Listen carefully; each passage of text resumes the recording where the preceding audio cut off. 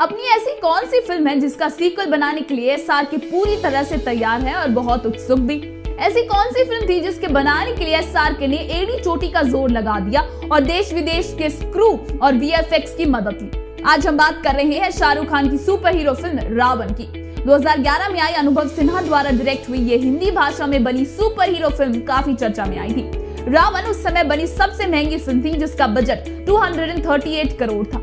उस समय इस मूवी के रिलीज होने पर यह काफी विवादों में आई थी, क्योंकि कुछ लोगों ने कहा था कि यह विदेशी सुपर हीरो फिल्मों की कॉपी है, जैसे कि आयरन मैन वगैरह आदि। इसके जवाब में शाहरुख खान ने मजाक में कहा, मेरी फिल्म दुनिया की सभी फिल्मों से प्रेरित हो सकती है, फिर भी यह बहुत अनोखी है, ऐसा कुछ जैसे आपने पहले सभी ने नहीं देखा है। रावण एसआरके का ड्रीम प्रोजेक्ट था। एसआरके फिल्म को रिलीज करने से पहले 2 साल तक लगातार मेहनत कर रहे थे। इसके लिए शाहरुख ने अपने कलाकारों और क्रू को सबसे अच्छा समर्थन दिया जो दुनिया भर से मिल सकता था, और उन्होंने इस पर पैसा और मेहनत दोनों बहुत खर्च किए। निर्देशक अनुभव सिन्हा कहते हैं, रावण में हजारों स्पेशल इफेक्ट्स में सबसे बड़ा स्पेशल इफेक्ट मन्नत एसआरके के बंगले से निकले पैसे की कमी ने खत्म होने वाली स्ट्रीम है। रावण को कथित तौर पर अपने समय की सबसे महंगी बॉलीवुड फिल्मों में से एक थी। बॉक्स ऑफिस पर विफल रही, लेकिन इसके निर्माता और निर्देशक निराश नहीं हुए। लेकिन अब ये कहा जा रहा है कि जल्दी इसका सीक्वल देखने को हमें मौका मिल सकता है। इस फिल्म में 9 साल पूरे होने पे इसके निर्देशक अनुभव सिन्हा ने कहा कि 9 साल पहले इस तारीख को हमने रावण रिलीज किया था, संभवतः मेरे जीवन का सबसे बिटर स्वीट अनुभव। इतने सारे तरीकों से एक साथ एक उपलब्धि और निराशा। मुझे एक और सुपर हीरो फिल्म बनानी है जो सिर्फ कैथरीसिस के लिए है। बहुत सारा प्यार। केवल अनुभव सिन्हा ही नहीं, लेकिन शाहरुख खान के खुद ये कहा कि वो इसके सीक्वल को बनाने के लिए पूरी तरह से तैयार है। उन्होंने कहा कि वह सीक्वल जरूर बनाएंगे और इसके बारे में कोई दो राय नहीं है। उन्होंने यह भी कहा कि पिछले 5 वर्षों में टेक्नोलॉजी में अपनी अद्भुत अनुभव के कारण वह निश्चित रूप से एक बेहतर फिल्म बनाएंगे। लेकिन क्या आप जानते हैं कि इसके सीक्वल का नाम क्या होगा? चलिए हम आपको बताते हैं। शाहरुख खान ने यहाँ तक ही कह दिया कि इसके आने वाले सीक्वल का नाम जीवन होगा। आपको बता दें, जीवन इसके हीरो यानी शाहरुख के किरदार का नाम था। शाहरुख खान को इस फिल्म से जितनी उम्मीदें थी, इस फिल्म को वैसी प्रतिक्रिया नहीं मिली। लेकिन एक बात तो एसआरके को तारीफ करने वाली है, वो यह है कि उन्होंने भारतीय दर्शकों के लिए कुछ नया प्रस्तुत करने में एक्सपेरिमेंटल होने का साहस किया। अब इस फिल्म की अगली कड़ी बनाने की योजना बनाई जा रही है।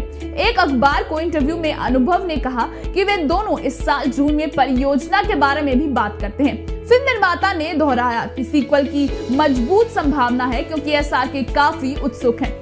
सिन्हा ने कहा कि एक सीक्वल बनाया जाएगा, ये एक मजबूत स्क्रिप्ट हो और एसआरके की उपलब्धता पर भी निर्भर करेगा।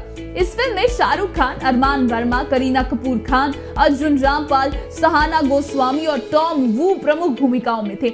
इसकी कहानी शेखर सुब्रमण्यम, शाहरुख खान जो एक गेम डिजाइनर है जो मोशन सेंसर आधारित गेम बनाते हैं, उस पे बेस्ड है, जिसमें से विलेन हीरो की तुलना में अधिक शक्तिशाली है।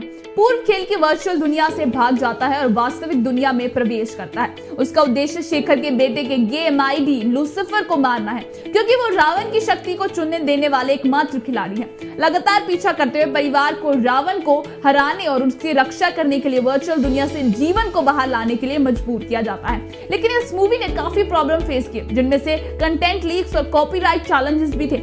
रिलीज होने पर इसको काफी अलग अलग रिव्यूज मिले, जहां पर कुछ लोगों ने इस फिल्म की सराहना की और क्रिटिक्स को इस फिल्म के विजुअल इफेक्ट्स, एक्शन सीक्वेंसेस, गाने और शाहरुख खान और अर्जुन रामपाल को अभिनय पसंद आया। लेकिन बहुत लोगों को इस फिल्म के स्क्रिप्ट, निर्देशक और स्क्रीन प्ले भाई नहीं। फिल्म के बाद में अपनी तकनीकी पहलुओं के लिए कई पुरस्कार जीते, विशेष रूप से एक राष्ट्रीय फिल्म पुरस्कार और फिल्म फेयर पुरस्कार और 4 अंतरराष्ट्रीय भारतीय फिल्म अकादमी पुरस्कार। लेकिन क्या आप जानते हैं कि इस फिल्म का आइडिया इसके निर्देशक अनुभव सिन्हा को कहां से आया?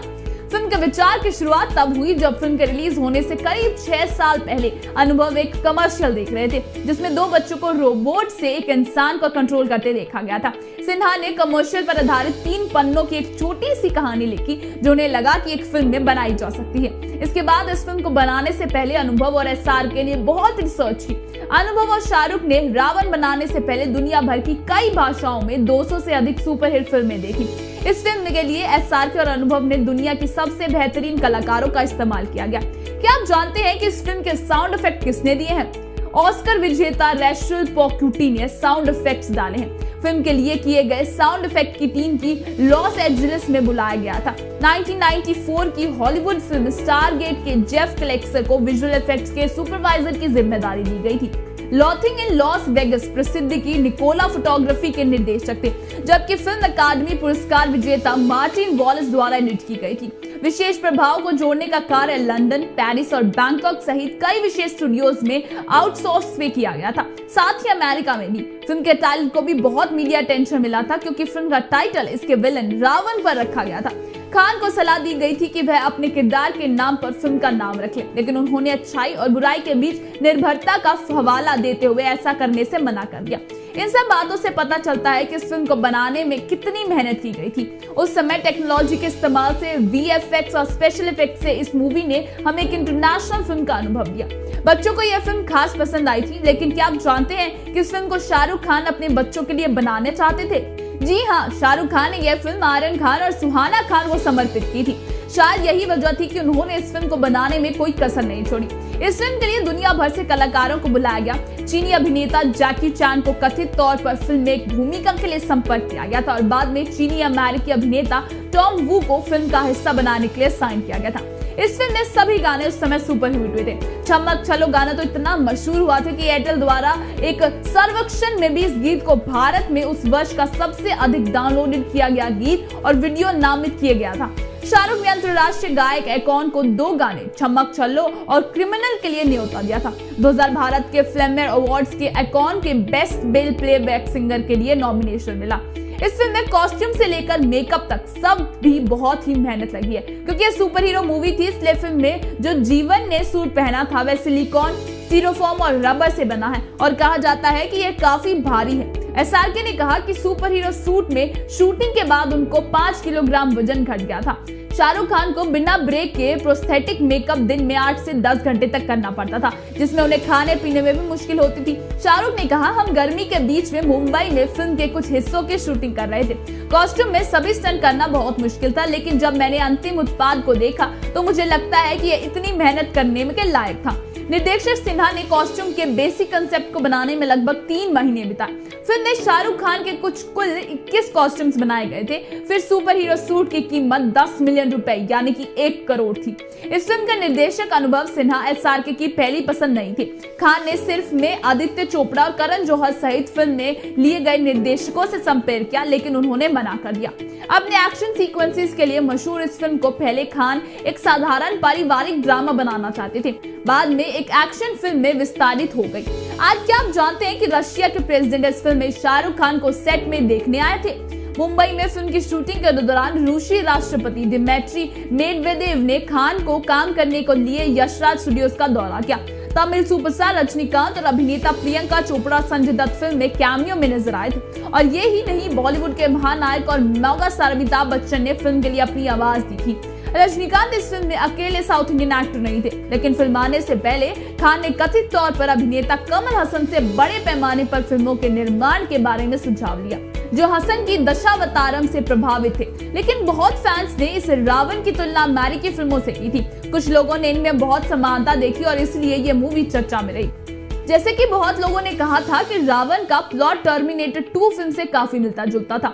दोनों फिल्म के नायक एक माँ और उसके बेटे हैं। दोनों फिल्म में रोबोटिक प्राणी हैं। हीरो और विलन अलग अलग जगह से आते हैं। विलन का टारगेट बच्चा होता है, वह अपना आकार बदल सकता है और हीरो की तुलना में अधिक मजबूत होता है। अंत में T-800 और जीवन दोनों के हीरो होने के नाते खुद को बलिदान देते हैं। सुपर हीरो फिल्म बनाने का शाहरुख खान ने कहा कि उनका मानना है कि रावण आने वाली फिल्मों के लिए स्टैंडर्ड सेट करने जा रहे हैं और उसके बाद बनाई जाएगी। अमेरिका के एकमात्र ऐसा देश है जहां जिसके पास सुपर हीरो है, हमारे पास क्यों नहीं? इस फिल्म के विलन का खुलासा फिल्म के रिलीज होने तक नहीं किया गया था, जहां तक कि फिल्म के प्रचार के दौरान अर्जुन रामपाल को लुक को गुप्त रखा गया और फिल्म के प्रमोशंस में भी कोई कम समय नहीं लगा था। आपको ये जानकर हैरानी होगी कि फिल्म के प्रचार में कम से कम 8 महीने लगे थे। क्या आने वाले इस फिल्म के सीक्वल में SRK अपने बेटी को लॉन्च करेंगे या फिर खुद इसका हिस्सा रहेंगे? आज की टेक्नोलॉजी के साथ ये फिल्म क्या इसके पहले भाग से भी ज्यादा महंगी और विशाल स्तर पर बनाई जाएगी? क्या इसके सीक्वल में हमें फिर से इंटरनेशनल स्टार्स का साथ मिलेगा? इन सब सवालों के जवाब तो हम इसके सीक्वल्स को देखकर ही मिलेंगे। तब तक बस हम इंतजार कर सकते हैं। आज की हमारी स्क्रिप्ट लिखी है सानिया भार्गव ने।